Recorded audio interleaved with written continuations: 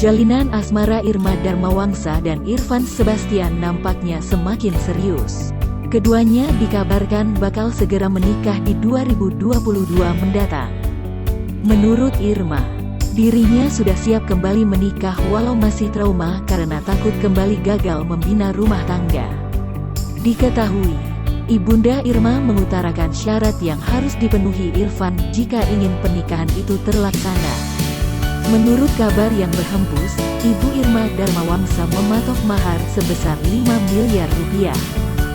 Saat hadir di acara Rumpi No Secret, Feni Rose pun langsung menanyakan kebenaran akan kabar tersebut pada Irma Darmawangsa dan Irfan Sebastian.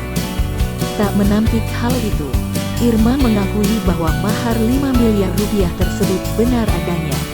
Namun, ia mengakui bahwa permintaan itu merupakan usulannya, bukan dari sang ibunda. Lebih lanjut, Irma berkeinginan nantinya akan menikah dengan Irfan secara resmi, bukan hanya menikah siri.